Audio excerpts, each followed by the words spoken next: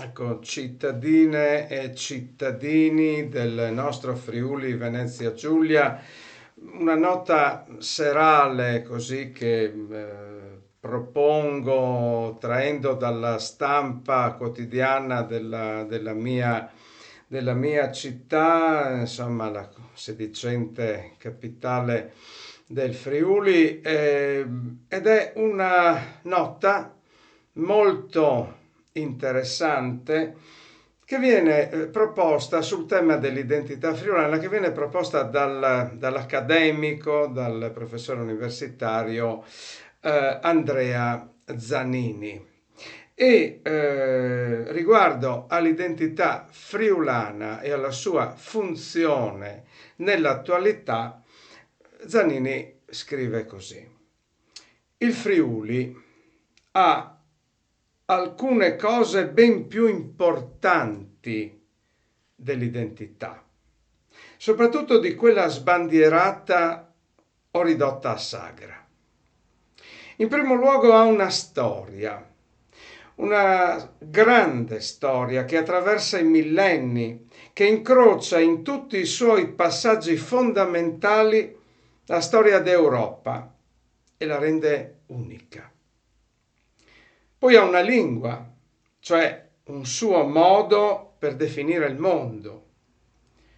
Poi ancora ha delle tradizioni, un paesaggio profondo e bellissimo, una cultura materiale, una toponomastica, una sua musica, un patrimonio artistico, teatrale unico, una cultura sportiva, una cucina, e l'elenco potrebbe continuare a lungo, scrive Zanini.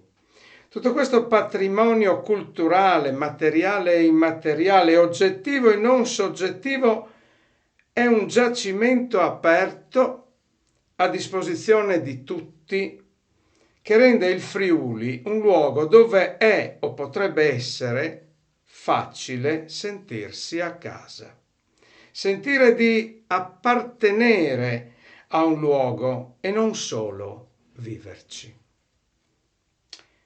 È molto più importante questo della supposta, evanescente, strumentale identità friulana.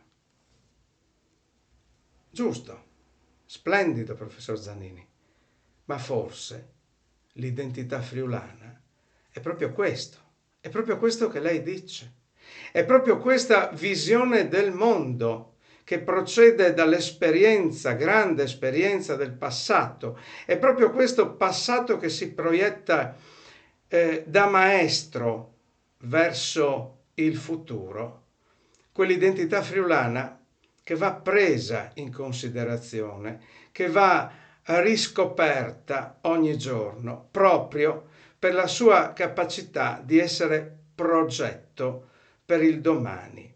Progetto certamente aperto, progetto certamente poliedrico, ma progetto per il domani e non semplicemente un oggetto d'antiquariato. Grazie professore.